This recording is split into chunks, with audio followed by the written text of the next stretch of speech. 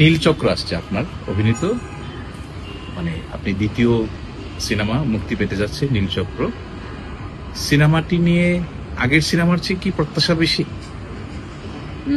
প্রত্যাশা তো অবশ্যই আছে, কারণ আমার কাছে মনে হয় যে কাজল রেখা হয়ে আসার পর মানুষ আমাকে যে পরিমাণে ভালোবাসা দিয়েছে, আর আমি তো একদমই নতুন, অভিনয়টা এখনো শিখছি।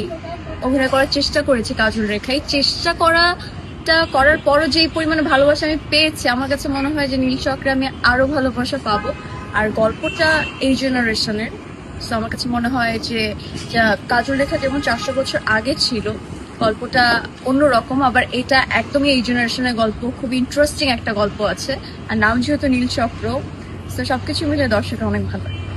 সিনেমার পর্দায় আপনি এবং আরিফিন শুভ মানে জুটি হয়ে এই প্রথম, কতটুকু মানে প্রত্যাশা আপনার দর্শকের মনে জায়গা করে নিতে পারবে এই জুটি?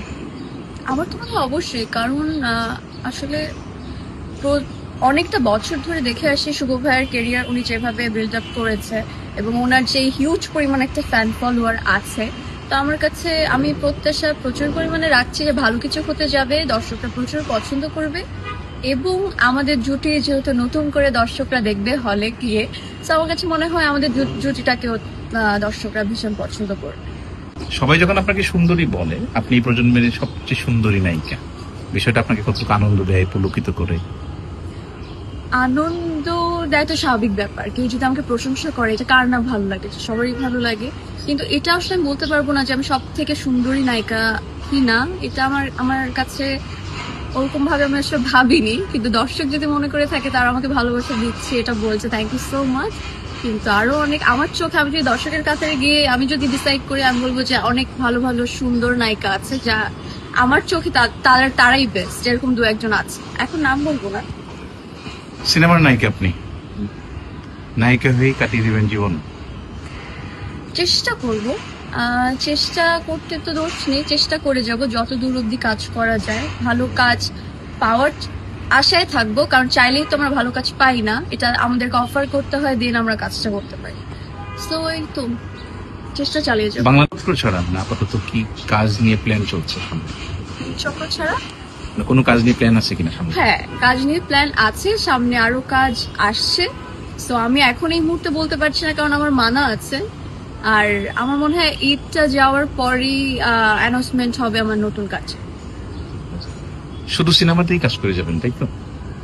না না, এইভাবে তো আসলে বলতে পারছি না, আমি ওটিটির কাজও করতে চাই, কিন্তু এখন না, কারণ যেহেতু আমি একদমই নতুন, আমার কাজল রেখা শেষ হয়েছে, আমার নীলচক্র আসছে, তারপরও আরো ভালো ভালো সিনেমা করতে চাই, বড় পর্দায় থাকতে চাই। কিন্তু তারপর যদি আমার মনে হয় যে ওটিটির কোনো একটা ভালো কাজ এসেছে, যেটা আমার ড্রিম ক্যারেক্টার, এই ক্যারেক্টারটা আমি করতে চাই, এরকম কোনো কাজ হলে আমি অফকোর্স করবো। সেটা যদি যে আপনি যে যাত্রা দিয়ে শুরু করেছিলেন সেটা যদি নাটক হয়?